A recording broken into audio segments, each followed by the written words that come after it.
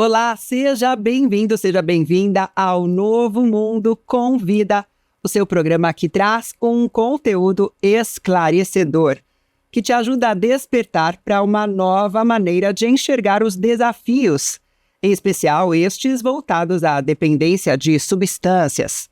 Informações assertivas, baseadas não só na ciência dos estudos da atualidade, mas também pautada no conhecimento de autoridades nos diversos assuntos dentro desse tema. Profissionais incríveis, pessoas com experiências sólidas e muitas ideias para te inspirar. Eu me chamo Bianca Palharim e estarei com você a cada novo episódio, conduzindo aqui as entrevistas com nossos convidados mais que especiais. O nosso programa é feito pensando em você, que está em busca de um caminho, seja para você, seja para quem você ama, e tudo sempre com embasamento científico e humanizado. O Novo Mundo Convida vai ao ar às quintas-feiras, às 17 horas, e o programa de hoje está maravilhoso, então fique conosco. O seu Novo Mundo Convida começa agora.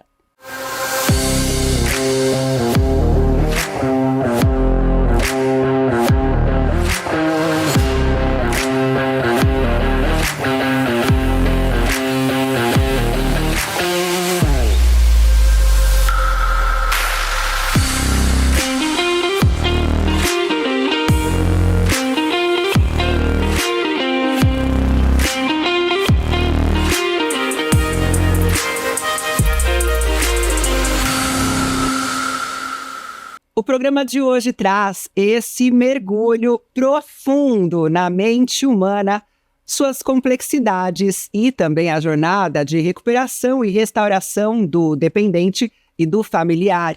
Temos o privilégio de estar aqui com dois renomados especialistas no campo da psicanálise e da psiquiatria. Dr. Leonardo Magueta, ele que é psicanalista, psicoterapeuta, palestrante, conselheiro em dependência e consultor de clínicas, e a doutora Izete Yoshiko, médica psiquiátrica com especialização em saúde pública e saúde da família. Uma ampla experiência no atendimento de pacientes e familiares impactados pela dependência química.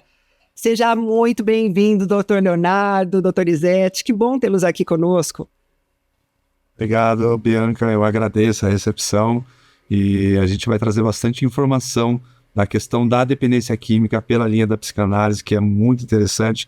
Descobrir que vai muito além do uso das drogas, isso também é importante para tratar o dependente. É verdade. Muito obrigada, doutora Izete. Agradecer a oportunidade, Bianca, e de poder estar falando um pouquinho sobre essa doença que é tão grave, tão impactante, e que às vezes é desconhecido, pela muitas pessoas aí. Verdade. Vocês são de Sorocaba, né? Somos da cidade de Sorocaba, a Izete também, né, Izete? Sim, Sorocaba de coração, sou paulistana, mas sorocabana há 3 décadas. Um abraço para toda a nossa audiência também de Sorocaba. E até aqui o doutor Leonardo falou, bem como também a doutora Izete, sobre a questão da doença. Falar sobre essa doença é também como falar de algo que abre uma cortina de possibilidades e também traz a perspectiva de que há um tratamento, há um caminho, que é um caminho onde há necessidade de profissionais, e que há vida após essa enfermidade, essa doença. Então, doutor Leonardo, como assim, para quem nunca ouviu falar disso, como assim a dependência é uma doença? Ótimo. Pela Organização Mundial da Saúde, a dependência química é reconhecida uma doença biopsicossocial multifatorial. E quando a gente olha dessa maneira, quando a gente tem esse embasamento, a gente tem como tratar um paciente. Não fica só numa questão de, é sem vergonhice, não consegue, é fraqueza, e não tem nada a ver com fraqueza. É uma doença que vai afetando o comportamento, a parte neurocerebral, o emocional. E olhando desta maneira, nos dá a oportunidade de realmente tratar esse indivíduo e ele poder ser tratado como qualquer outra doença. Então isso ajuda bastante. Doutora Izete, na sua experiência com tanta gente, com tantas famílias, veja o teu enfoque também profissional em famílias, ainda hoje é comum chegarem pessoas ali e muitos dos familiares, até mesmo o próprio dependente falando assim, eu não consigo, eu sou um mau cara, ou, né, se pondo para baixo, tipo assim, sem uma perspectiva, sem uma visão clara da enfermidade? Infelizmente, ainda assim, né? Eles se julgam fracos, né? Incapazes, alguém que é um peso para a família, alguém que atrapalha a família, quando na verdade eles estão doentes. Mas esse conceito de doença, né, como o Léo bem colocou, né, ainda precisa ser, né, divulgada. Precisamos, né, acabar com esse estigma de que quem bebe abusivamente, principalmente em relação a drogas lícitas como bebida alcoólica ou cigarro, por exemplo, né, as pessoas o fazem de maneira, né, incontrolável porque querem, né? Então, estas perdas, né, de função cognitiva, né, de perdas afetivas, de relacionamentos, de convívios, de vínculos, tudo isso fica extremamente afetado por conta de uma doença grave que acomete não só este indivíduo que está dependente, mas toda a família, sim, acaba adoecendo e todos precisam de um cuidado especializado.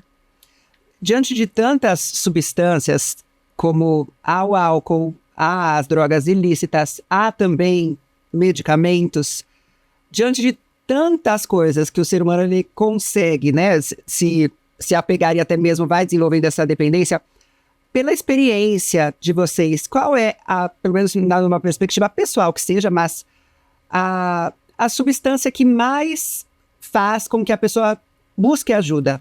Qual das substâncias, dentre tantas, parece que a pessoa desperta mais para eu tenho um problema quanto a isso? É isso, verdade. Sim, aqui a pessoa rapidamente ela vai entender que ela vai precisar de ajuda.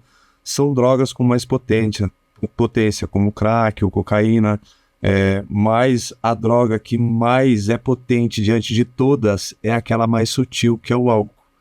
Né? O álcool é uma porta de entrada, ele é aceito na sociedade, faz parte da cultura. E as propagandas. Exatamente, as propagandas sempre estão induzindo de uma maneira boa, benéfica, e lá pequenininho coloca no final assim, beba com moderação. Então, o álcool dentro deste contexto ele acaba sendo mais forte, mas assim, aqui realmente vai ser avassaladora na vida do indivíduo, vai ser o crack, vai ser a cocaína, porque são drogas muito mais viciantes, que mexem muito mais dentro do organismo, mexem muito mais na parte neurocerebral. Então essa com certeza a pessoa vai ficar mais clara para ela o quanto ela precisa de ajuda. Doutora Izete, dentro até mesmo das medicações, há muita gente hoje te procurando, querendo parar de tomar um remédio estimulante, uma medicação que está tomando há anos e percebe, né, que já está trazendo alguns prejuízos, tanto quanto o Dr. Leonardo falou aqui sobre crack, aquelas que são muito potentes, né? Sim, drogas indutoras de sono, as famílias dos Zolpidem, aí, né, exopiclona. Então, drogas, né, lícitas, prescritas, benzodiazepínicos, por exemplo, né? Drogas essas que induzem dependência e tolerância nesse indivíduo, né? Dificílimo de parar de usar também, tanto quanto as drogas ilícitas. E completando, doutor Leonardo, a respeito de drogas de maior destrutividade. Então, drogas que trazem malefícios em curto espaço de tempo, fazem com que famílias, familiares, o próprio doente, acabe sentindo a necessidade de uma ajuda, né? Infelizmente, uma droga lícita que mais de 76 milhões de pessoas consomem de uma maneira deletéria, que é a bebida alcoólica, as pessoas muitas vezes não veem necessidade de tratamento. Por quê? Normalmente, por conta da carga genética, é comum naquela família as pessoas usarem bebida alcoólica abusivamente, de maneira, né, sem moderação, e acham isso tudo muito normal. E a deterioração desta pessoa é muito mais lenta.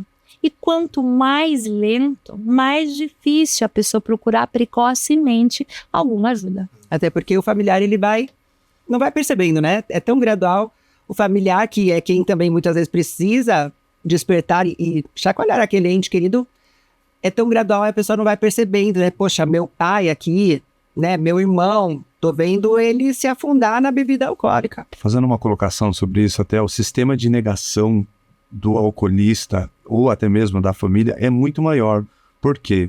Por ser social, por ser parte da cultura, por ser algo que não é tão pesado, não é tão visto como um peso, então vai se estendendo. Então, o alcoolista normalmente cria os filhos, tem a sua casa, diferente do dependente de cocaína, de crack, que faz uma devastação muito rápido, né? Então, aquilo ali fica muito mais impactante para o dependente olhar, opa, peraí, o alcoolista, você pode ver, normalmente o alcoolista é 40, 50 anos, né? Você não vê um alcoolista de 15 anos, mas você vê um dependente de cocaína e de crack com 12, 13 anos.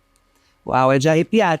Então, quem tá aqui nos assistindo e tá aqui já ficando com uma interrogação na cabeça, pensando, será que meu pai, será que meu esposo se enquadraria nessa dependência? Quais seriam os sinais, os sintomas? Quanto ao álcool, no caso. É a própria questão da tolerância, aquele que começa a beber e rapidamente ele já está diferenciado, o ato de sempre querer mais. Tem uma brincadeira que fala assim, se quer saber se é um alcoolista, você vai e só toma uma dose. Quando a pessoa não consegue ficar só naquela dose, ela já está apresentando indícios de uma dependência de álcool. Ou seja, não é necessariamente aquela pessoa que bebe todo dia.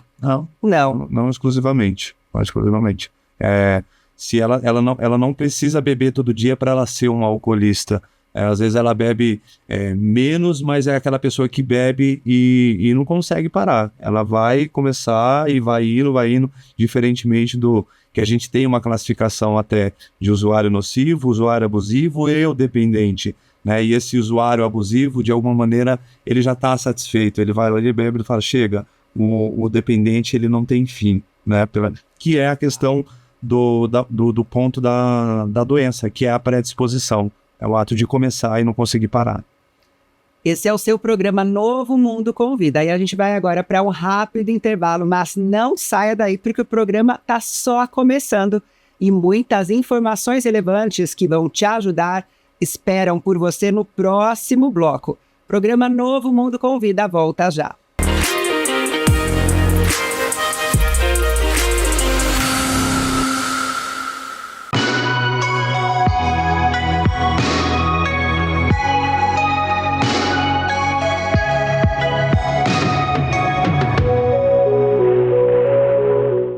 O atendimento de psicologia no Novo Mundo ele é exclusivo. A nossa psicóloga, o nosso psicólogo, desde a chegada, no check-in do paciente, está presente na administração para colher informações, para verificar como o paciente se comporta e como a família também interage. Como que é essa relação? Não é uma questão de consultório, de um atendimento na semana. O profissional de psicologia que atende o nosso paciente, ele anda, participa, interage dia a dia com esse indivíduo no ambiente de tratamento. Temos uma inovação, a participação do psiquiatra e a interação dele com a família desde a chegada do paciente. Ele desenha, explica, constrói um ambiente sadio para que essa família possa ir embora confortável, satisfeita com os possíveis desdobramentos e evoluções do paciente durante o tratamento.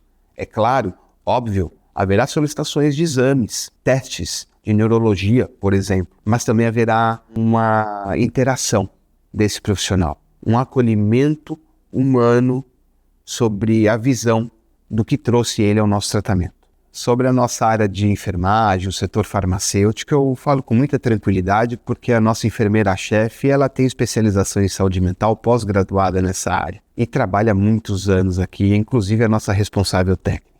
Existe um consentimento de que qualquer medicação é feita através de uma prescrição do médico, mas a visão da enfermeira nessa questão multidisciplinar ela é respeitada. Então, quem ganha com isso é o paciente que está em tratamento aqui no centro terapêutico. O serviço de concierge terapêutico está na área da administração do Novo Mundo, porque ela faz essa ligação da família com o paciente, sem prejudicar a relação com o profissional atendente.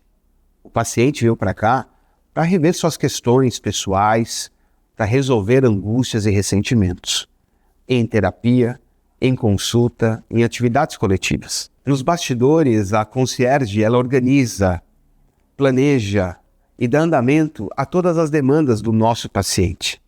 Faz com que ele tenha uma rotina mais otimizada, facilita a parte social dele. Não de uma forma permissiva, mas de uma forma de recuperação.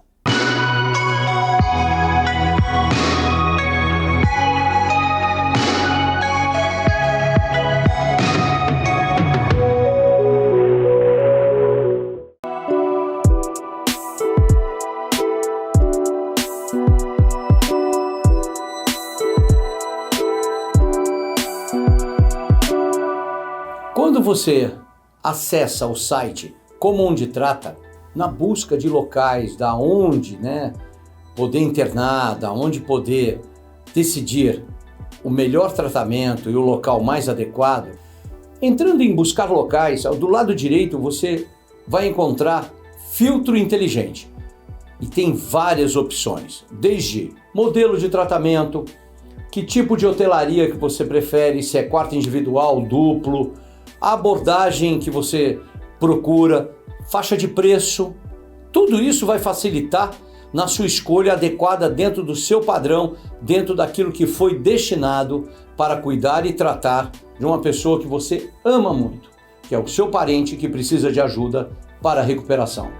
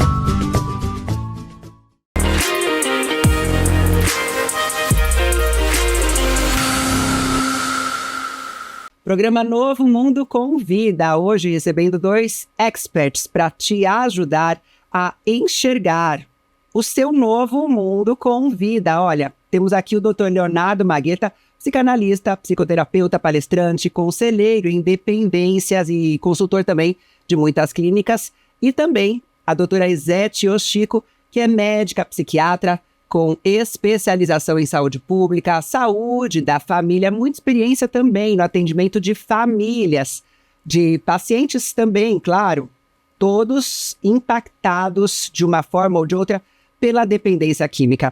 E queria saber como é que surgiu na vida de vocês o interesse por essa área, trabalhar com pacientes e com dependentes, famílias e tudo isso. Doutora Izete.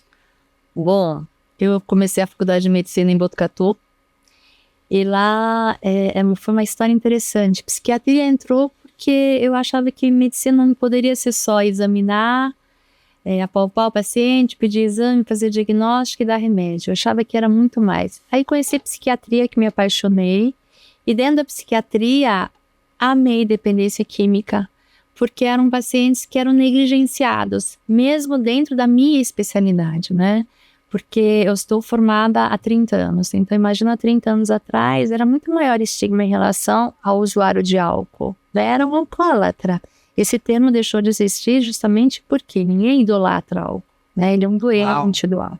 Por isso usamos esse termo chamado alcoolista hoje em dia, porque ninguém idolatra o álcool. Então tá entendendo? A gente ouve esse termo ainda bastante, né? Mas então vinha de uma coisa como uma adoração ao álcool, daí era um alcoólatra, como agora fazer, porque daí tem o termo idólatra, né? Alcoólatra, como se fosse uma adoração. E, na verdade, é uma relação muitas vezes de não é de amor e ódio, mas mais até de ódio, porque chega naquele ponto em que a pessoa não quer, mas não tem forças, né? É maior Então, do que ele. É. É maior do que ele. É bem complicado. Então, o certo hoje em dia é dizer alcoolista. Olha aí, já fica com essa informação. Até é um termo mais técnico, é um termo mais profissional mesmo e que não tem esse estigma, né, do alcoólatra, porque entra também naquela negação. Não, sou alcoólatra, eu bebo só de fim de semana, né? E aí é o termo assim, não, é um alcoolista. Hoje se fala até de outros termos, não mais adicto, né? Ou adicto também pode falar. O termo adicto, ele vem pelos programas de 12 passos, né? Principalmente de narcóticos anônimos, que eles usam a palavra adicção, que é do latim, é escravo de algo. Mas é o termo dependente, químico ou alcoolista. Mais certo. E você, doutor, como é que foi a tua entrada nessa área, nesse tema? Porque é um tema, como a doutora Izete falou, tão pouco explorado, e não sei se é muito um sonho de vida ou um chamado mesmo, mas para um chamado, né, doutor Leonardo? Meu se encaixa dentro de um chamado. Eu tive uma dependência química no passado, e aos meus 21 anos de idade foi quando eu comecei o meu primeiro tratamento, e eu fui conseguir realmente deter aos meus 23 anos de idade. E ali eu fiz alguns cursos de dependência química, fiz curso pela Febract, pela Febrai, fiz o aconselhamento em dependência química e álcool, que é um dos cursos assim mais renomeados hoje dentro da dependência química. E com o tempo eu ainda sentia que precisava de mais apoio, porque, como eu disse, a dependência ela é multifatorial, né? Ela não é uma coisa só. Tanto que todos os meus pacientes, hoje eu passo pela Izete porque eu sei do quanto o meu trabalho precisa do trabalho dela e sei que é vice-versa, do quanto dela precisa do meu também. E aí eu fiz psicanálise, psicoterapia, continuei fazendo análise, me formei um doutor em psicanálise. Hoje eu faço análise de outros psicanalistas e sou professor dentro de uma instituição, mas a minha jornada começou sendo um dependente. Uau! E daí despertou mesmo um chamado, exatamente, uma missão de vida. Então, olha que legal. É interessante, né, esse caminho até descobrir um propósito naquela dor. Eu fico mesmo impactada com isso, porque é bonito de ver, sabe? É legal de ver. E eu imagino que também é bastante desafiador, porque ao mesmo tempo em que você está ali ajudando, você também passou por isso, e alguns ali são até espelhos de o teu eu do passado, né? Exatamente.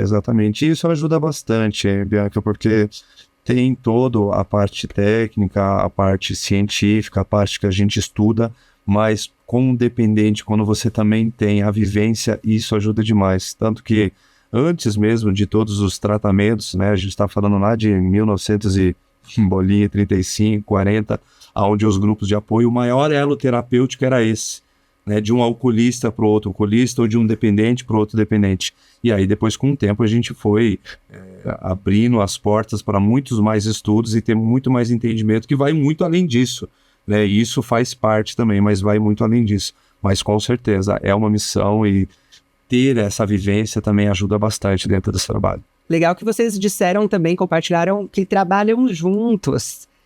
E como é que se dá hoje, talvez até depois que teve pandemia, muitas coisas mudaram nas nossas vidas, muita gente nunca voltou tão forte assim para o trabalho ali, né, local, continuou trabalhando virtualmente, muita gente se descobriu em novas ideias também para gerar renda, e muita gente ficou nesse trabalho online. Como que tem sido o trabalho de vocês afetado ou alterado, né, com essa nova realidade aí? Quer responder? Então, pós-pandemia, né, os atendimentos online evidentemente aumentaram bastante, né? Eu sou psiquiatra de longa data, como já falei aqui, então eu gosto muito de ver o paciente, o corpo da pessoa fala muito, gestos falam bastante, mas é impossível a gente não ceder, né, a esse tipo de atendimento, porque nos proporciona, Léo, e a gente trabalha desta maneira, com pacientes no Brasil inteiro, né, no mundo inteiro, pacientes que vão para fora do Brasil e continuam os atendimentos conosco, né? Então é super importante, obviamente que é uma ferramenta incrível, tem suas limitações, pacientes de primeira vez, né, que a gente chamou o famoso caso novo, é mais difícil de atender, né, de maneira virtual, mas quando necessário, enfim, né? Mas acompanhamento desses pacientes ao longo dos meses, anos, né, online tem sido bem profícuo, né, Léo? Tem sido bem interessante, né? Pacientes que não conseguiriam jamais estar tendo uma frequência nos nossos atendimentos, têm realmente conseguido por conta, né, de ter essa alternativa de atendimentos virtuais. Pessoas até que não moram na mesma cidade assim, que vocês atuam geralmente. Sim, na verdade a gente abriu muito o campo disso daí. Nós temos pacientes assim no Brasil inteiro, né? Vai do norte ao sul, do sudeste ao oeste e fora do Brasil também. E aí tem essa parte que a Izete fala, né, que ela comentou, que inicialmente é um pouco mais difícil, né? Quando você está ali diante do paciente, quando o paciente senta na sua frente, isso é fantástico. Você sente a atmosfera muda. Só que com o tempo também, depois que você cria um vínculo terapêutico com os pacientes online, é fantástico, porque ele não precisa se locomover, ele não precisa pegar um trânsito, ele não vai pegar chuva, ele está ali e ele vai poder ser atendido igualzinho àquele que foi atendido presencialmente. Então isso é muito bom. E para você mesmo, doutor, quando você começou a fazer esses atendimentos mais online, você já fazia antes, eventualmente, ou foi depois da pandemia que aí você começou? Não, eu já tinha tido alguns contatos antes mesmo da pandemia, só que não era tão evidente como é Era hoje em mais dia. uma exceção do que uma Exato, regra. era o inverso, era muito mais... Eu, né, na minha linha, na minha área, era muito mais presencial do que online. Sei. E hoje meio que está quase igualado ali. Tá.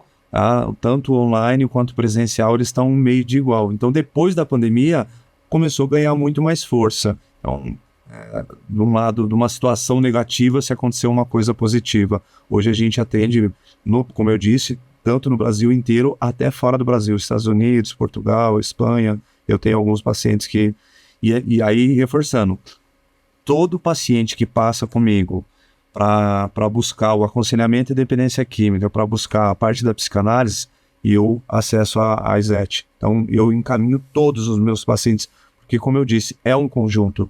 Tem uma parte que a psicoterapia não vai acessar, é a parte da psiquiatra, que vai entrar com a parte medicamentosa e vai me ajudar, e vice-versa, né, Izete? Com certeza. Doutora, qual o panorama atual da psiquiatria na abordagem da dependência química atual? Assim, quando você olha para o comecinho do seu trabalho, da sua carreira, da sua vida profissional, e olhando para hoje, quais mudanças você consegue identificar? Acredito, em primeiro lugar, né, a dependência química como doença, alcoolismo como doença, eu acredito que isso já está bem mais claro, pelo menos para os profissionais da saúde mental, né? Não quer dizer que todos tenham empatia, né, por essa clientela que às vezes demanda um pouco mais de trabalho, né? Por quê? Não adianta, não basta só o paciente, né? Tenho que colocar, né, a família para ser tratado junto, tem que ter um bom terapeuta acompanhando esse paciente junto. Eu preciso desses grupos de autoajuda, do AA, NA, enfim, né? Eu preciso de toda essa equipe, porque o paciente é único, sabe, Bianca, é único. Então, quando você tem um projeto individualizado, né, eu consigo sentar, consigo discutir o caso com um terapeuta, um bom terapeuta como o Dr. Léo, a gente consegue trabalhar melhor esse paciente. Um paciente sem diagnóstico, sem tratamento, dificilmente ele vai conseguir, né, se abster daquela substância, ele vai conseguir ficar bem, né? Sem contar, na verdade, quando a gente trabalha juntos, dá chance, né, o que a gente estava falando há pouco, né, de você ter comorbidades diagnosticadas e tratadas, né? Se os diagnósticos não forem efetivamente feitos nesse paciente, não havendo um tratamento como um todo, o paciente recai, ele não insere, ele não adere, ele recai, né? Alguém deprimido com alcoolismo, Isso, né? Explica então para nossa audiência o que é uma comorbidade, porque a pessoa pode estar ouvindo essa palavra aqui pela primeira vez, comorbidade, o que é isso? O que é isso, doutora Izete? Vamos lá. Comórbido. Então, são doenças que incidem na mesma pessoa no mesmo tempo, né? Então, uma pessoa, por exemplo, uma comorbidade bastante comum, alcoolismo com depressão, esse é clássico, né? Então, boa parte dos pacientes que têm dependência de álcool tem depressão, né? Comórbida. Se você não tratar esse transtorno de humor, o paciente não vai conseguir se abster, ou seja, ele não vai conseguir se tratar. Quiçá a recuperação atingir, né? Que é uma outra fase do tratamento, né? Então, é muito difícil a gente conseguir ter êxito nesses pacientes, né? Um paciente com transtorno bipolar, né? Transtorno afetivo bipolar, com humor extremamente instável, paciente com transtorno de ansiedade, uma ansiedade patológica, ele não consegue dormir, ele não consegue se relacionar, ele não consegue trabalhar, não sair de casa. Como esse paciente pode ficar bem se ele de repente está usando álcool, uma substância psicoativa, como anestésico desse quadro? Então, humanamente falando, fica impossível tratar. É tão complicado, porque daí a comorbidade são coisas também mentais, a maior parte delas das que foram citadas. Então, também que nem depressão, implica que muita gente ainda encara a depressão frescura. Não vai lavar uma louça. Na verdade, a gente vê às vezes na internet esses memes assim, falta de louça para lavar, né? Tipo, e chega a banalizar algo que é tão sério e que mata. Mata, seja matar a longo prazo, porque aquela pessoa para de viver mesmo, né? Tá um morto-vivo.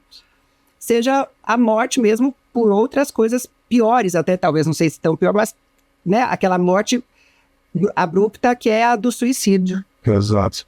E só reforçando isso, né, o que a Izete está falando, o quanto, aí entra de novo, o quanto a dependência química é uma doença multifatorial, né? Se esse indivíduo tem uma depressão e se não trata a depressão, ele não para a dependência química. Para ele tratar a dependência química, ele tem que tratar a depressão. Para ele tratar a dependência química, ele tem que tratar esse transtorno de ansiedade. E aí entra a especialização da doutora. Então, quando vem até mim, que eu vejo esse diagnóstico, eu vou lá, faço uma anamnese, eu encaminho para ela, porque essa parte medicamentosa, essa parte dessa comorbidade é ela que vai tratar. Então, o meu trabalho só funciona, eu só consigo ajudar aquele paciente na depressão se entrar o trabalho da doutora. Se não entrar o trabalho dela, dificilmente a gente tem sucesso. É sério, é muito sério. E eu sei que também muitos familiares, eles assistem aqui o nosso programa Novo Mundo Convida. É algo assim tão impactante mesmo, algo que é mesmo para você refletir. E no próximo bloco eu vou fazer essas perguntas relacionadas também aos familiares. Eu sei que existem muitas perguntas que muitas pessoas elas nos mandam. Você pode deixar também nos comentários aqui, caso você está assistindo nas redes sociais esse programa. Deixe também as perguntas que você gostaria que fossem feitas. Convidaremos nossos especialistas aqui para voltarem ao programa. Mas certamente há que se falar sim do familiar e a gente vai falar muito mais disso no próximo bloco, então não sai daí. Esse é o programa Novo Mundo Convida.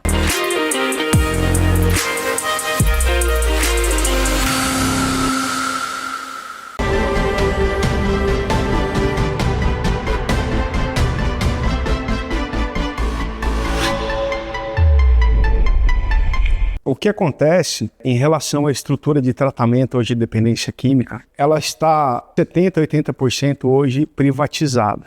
São empresários que investem no setor. O problema hoje é como é que nós vamos suprir, como é que nós vamos pensar como sociedade em relação a isso?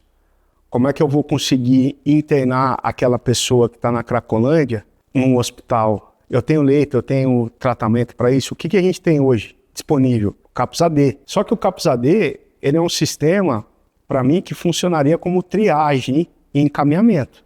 Para tratamento nunca funcionou, a gente sabe disso. A gente já teve uma política pública até hoje relacionada ao CAPS e a situação que nós estamos no país vivendo.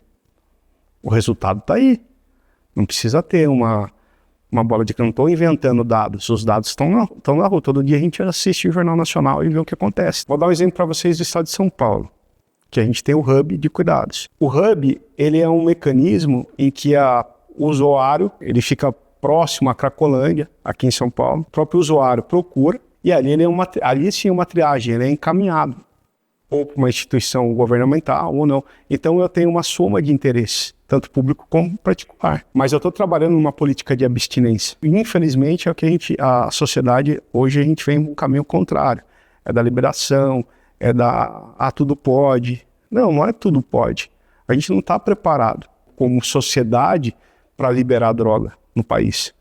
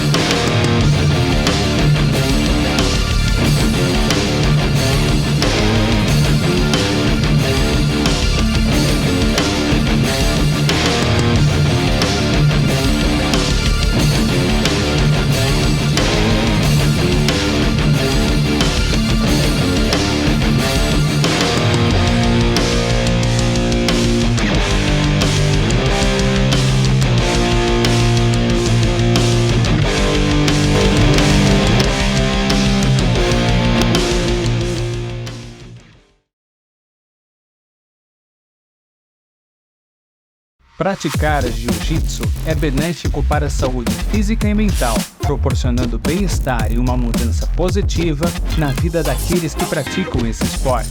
Localizado em Alphaville com fácil acesso, contamos com diversas turmas para você cuidar da sua saúde.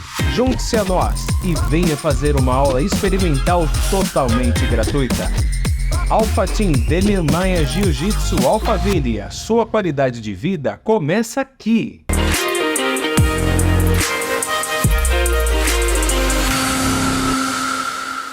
Programa Novo Mundo convida hoje, recebendo a doutora Izete Yoshiko, doutor Leonardo Magueta. Com muita alegria aqui estamos ajudando muita gente de todo lugar do Brasil e do mundo. Não deixe de compartilhar esse programa, de enviar para aquela sua amiga que está passando por uma situação delicada, uma situação familiar. É também nesse bloco aqui que vamos tocar mais nesse ponto, porque estávamos até conversando aqui nos bastidores do programa sobre a família, o quanto a família sofre, se envolve, torna-se também adoecida. Exato. E como lidar com isso? Como vocês costumam também trabalhar esse tópico? A família adoece tanto quanto o dependente, tanto que nós temos uma classificação disso de codependente. E só para você entender um pouco mais sobre isso, Bianca, a família ela começa a deixar de viver a sua própria vida para viver a vida do dependente, para tentar salvar o dependente. E é nessa que ela começa a adoecer tanto quanto o dependente.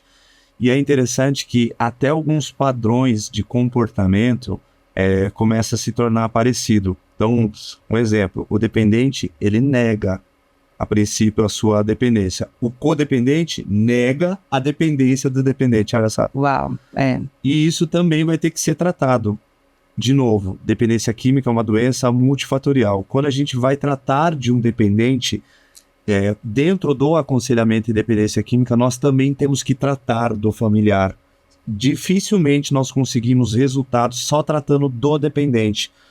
E a família, quando perde o dependente no uso, ela fica perdida, ela fica sem chão. Às vezes são décadas, né? Exato. Se adaptando àquele sistema, né? Toda essa família tem uma dinâmica, só que a dinâmica da família do dependente foi se adaptando com o passar dos anos, se acostumou com aquilo. E né? aí vai assim, complicando muito a situação. Um exemplo, doutor, que você podia lembrar para essa pessoa que está nos assistindo se ver nesse filme. Distorce completamente as posições. Então, o filho fica acima do pai, o pai e a mãe ficam abaixo, eles ficam... dependente, ele fica no comando da coisa ali, ele fica manipulando, ele fica fazendo, e quando a gente tira o dependente desse papel, fica tudo perdido. Aí vai ter que reprogramar de novo esses valores e colocar o pai de volta no lugar do pai, a mãe no lugar da mãe, e saber lidar com um dependente que está tentando se recuperar. Isso é de extrema importância. Família que tem dependente dentro de casa, bebida, festas, inicialmente não tem como fazer, não dá. É colocar o cara para perder nessa situação. Então, assim, tirar isso daí. Tirar de casa, tirar a bebida, Total. tirar qualquer estímulo que pode... mas não é o que ele usa. Então, assim, o Mesmo álcool, assim. como a gente fala, né, a porta de entrada de muitas outras drogas, e o álcool muitas das vezes favorece esse processo de recaída. E sabendo que a dependência é algo, eu falo de dois pontos, Bianca, que é algo com a predisposição, ou o dependente volta a beber e volta para o uso de droga, ou com o passar dos anos, ele se torna um alcoolista. Porque tem ali como se fosse o Exato. bichinho, né? Tem um Exato. bichinho lá É a que vai predisposição, correndo, não é a correndo. droga em si, não é o álcool em si. É essa predisposição que é um dos pontos, eu estou colocando entre aspas, porque muitas coisas, Sim. é o ato de não alcançar a sensação de prazer por completo. Então, Mas continuar insistindo. exatamente, ele vai sempre tentar buscar aquela primeira dose. A insanidade, né? Eu busco Cometer o mesmo ato esperando um resultado diferente. diferentes. Doutora Izete, outro dia, uma senhora, uma mulher jovem, só que ela estava bem assim, cansada, sabe? Abatida. Chegou para mim e falou assim, o meu filho... Porque eu conto, né, a minha história, eu conto que eu passei pela dependência, eu tive há 20 anos atrás a minha quarta internação por causa do crack, e hoje tenho uma vida saudável, eu tenho um filho, eu tenho um esposo, eu tenho uma família, eu tenho meu trabalho. Então, eu costumo levar essa mensagem para também ajudar, né, aquela pessoa que está, mesmo em sua própria vida, mesmo que não é a dependência, mas descobrir um caminho de superação, de recuperação, né? Então, aí chegou no final dessa palestra, essa senhora, que devia ter minha idade, mas parecia uns 20 anos mais velha, por causa mesmo, né, das emoções, sofrimento, E aí ela falou desse filho, que ela teve muito jovem e mora com ela, e o filho 30 e poucos anos, aí não tem uma namorada, porque nenhuma namorada quer ficar com ele. Aí trabalha, e esse é um ponto, porque a pessoa trabalha, então, eu tô trabalhando, eu tô me sustentando, e eu que sustento meus vícios, né? É o que ela disse assim que ele traz. Mas essa mãe sofrendo muito porque ele estava no uso do crack. Então, ela dizendo, eu não consigo convencê-lo a ir para um tratamento. E aí, doutora, o que faz? Quando você vê pessoas nesse tipo de situação, as mães te procuram falando isso, o que você aconselha essa mãe, esse familiar a fazer? Bom, ele está doente. Só que ele não entende que está doente. Né? Esta mãe já percebeu que ele tem um problema sério e que precisa ser ajudado. Dependendo da situação em que ele chega, né? Nesse caso me parece que é alguém que não é tão agressivo, né? Mas não tenho como precisar se um dia ele venha, né? Já não apresentou alguns episódios de agressividade, né? Infelizmente, quando a pessoa não consegue entender-se doente, enxergar-se doente, existem fases, né? Esse indivíduo, muito provavelmente, né, ainda está naquela fase contemplativa.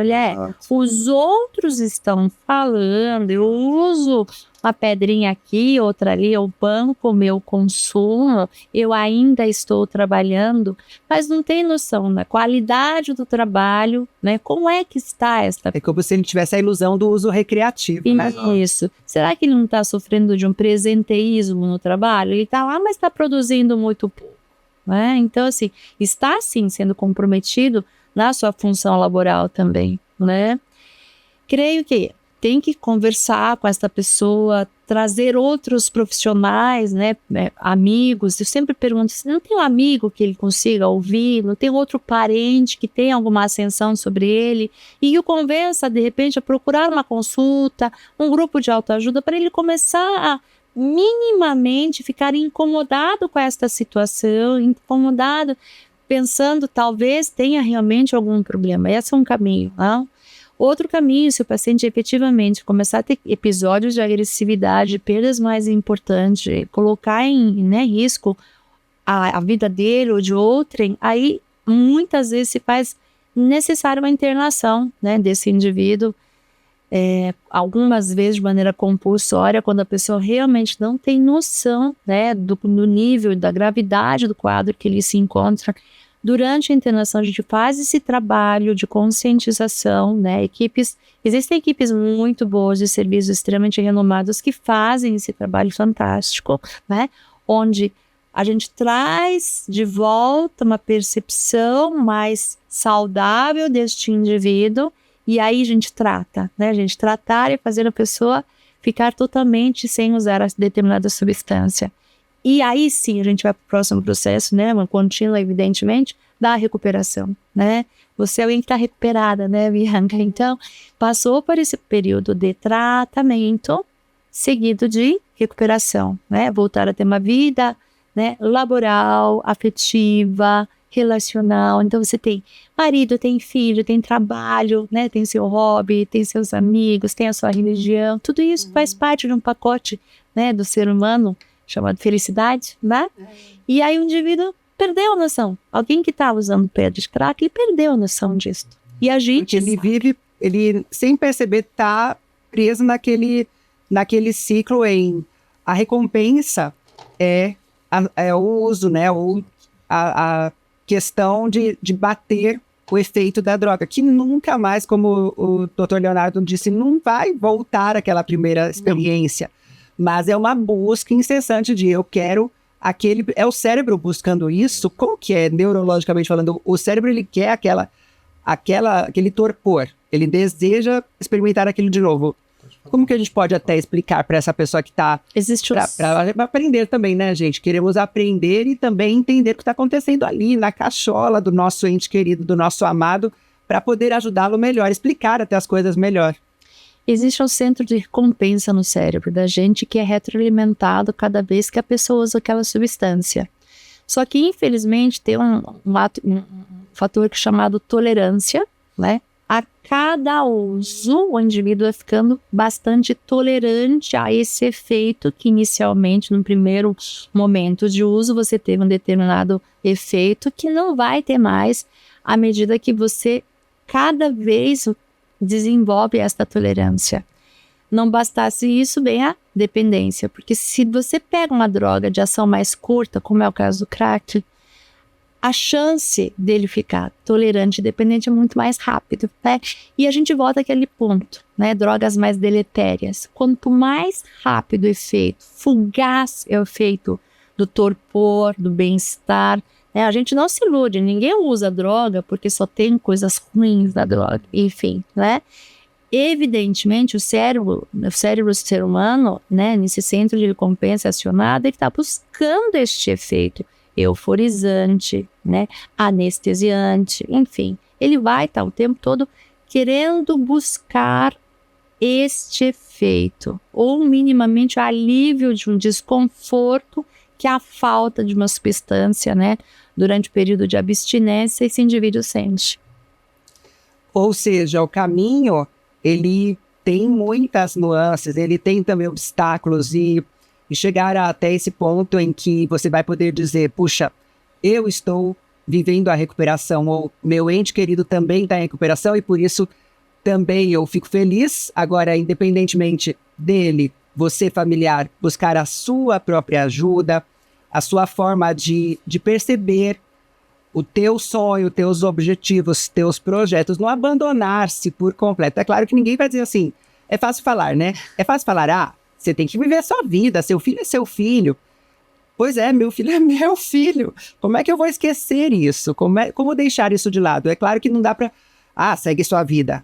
Mas dá para viver. Vocês conhecem pessoas que o ente ainda não entrou em recuperação, mas o familiar despertou e começou a seguir em frente sua vida?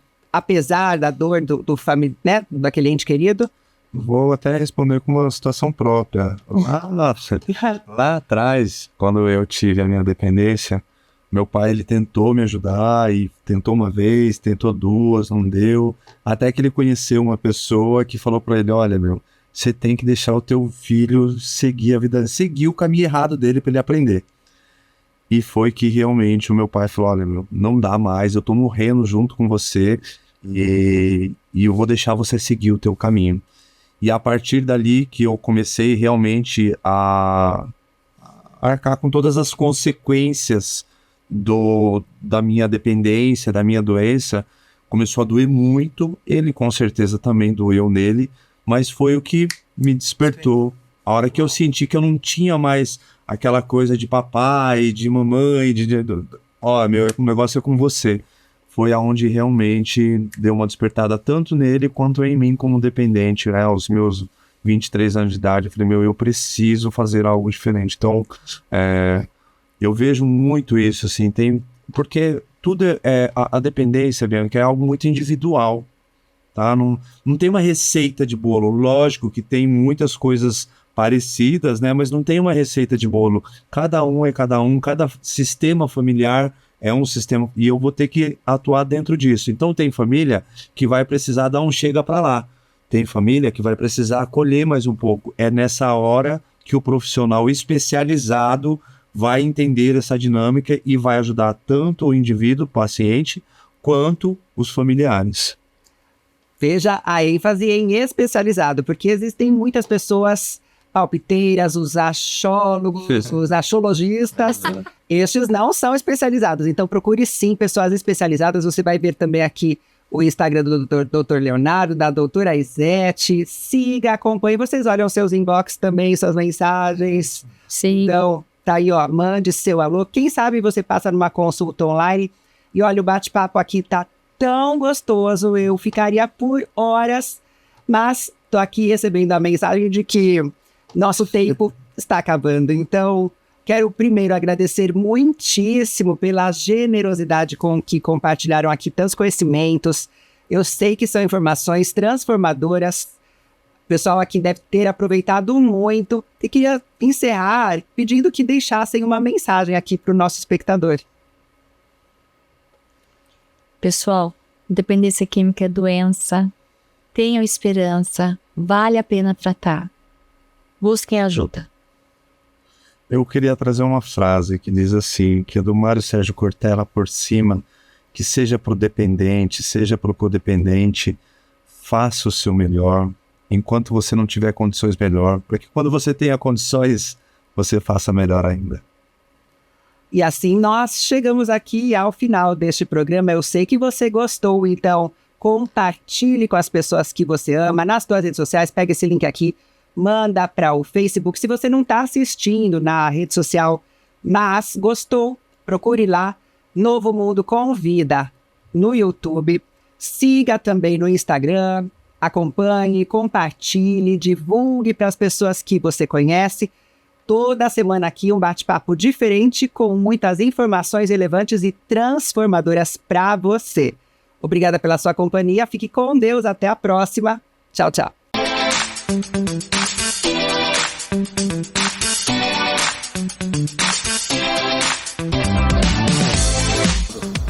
Olá, muito prazer.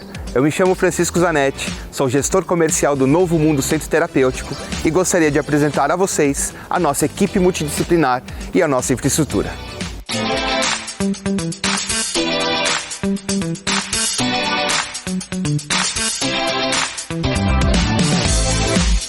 Eu sou Ana Lisboa, Master Coach de Vida e Carreira, consultora de RH e especialista em empregabilidade. Eu estou aqui para falar do Novo Mundo Centro Terapêutico. Aqui eu componho a equipe ajudando os nossos clientes a integrar a vida profissional à vida pessoal. Olá, eu sou a Arnaldo Rabil, enfermeira pós-graduada em saúde mental e trabalho no Novo Mundo Centro Terapêutico. Meu nome é Marília Alckmin e eu sou psicóloga pós-graduada em dependência química. O paciente que procura o Novo Mundo Centro Terapêutico, ele sim vai fazer a desintoxicação e sua reabilitação, mas também a reinserção social. Seu home office, atividades externas acompanhados por profissional qualificado e especializado. Olá, sou Daiana Camargo, professora do estúdio Priscila Gonçalves, parceria com o Novo Mundo Centro Terapêutico. Sou Fabiana Roldan, trabalho no Novo Mundo Centro Terapêutico, desenvolvo o papel de concierge, atendendo todas as demandas dos nossos pacientes e familiares. Meu nome é Claudio Pelisson, sou diretor-geral aqui do Novo Mundo Centro Terapêutico e nós desenvolvemos e aplicamos uma metodologia inovadora e exclusiva. Nós temos como base os princípios da individualidade e da interação social. Nós não acreditamos que o isolamento social seja produtivo para o tratamento. Meu nome é Frederico de Martins Silva, sou psiquiatra, integrante da equipe multidisciplinar do Novo Mundo Centro Terapêutico.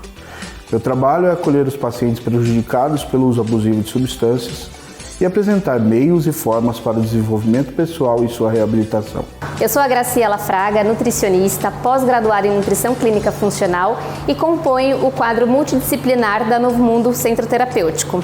Agora você já conhece o Novo Mundo Centro Terapêutico. Um novo conceito em tratamento, uma nova maneira de viver, mais tecnológico, com uma visão diferente do mundo.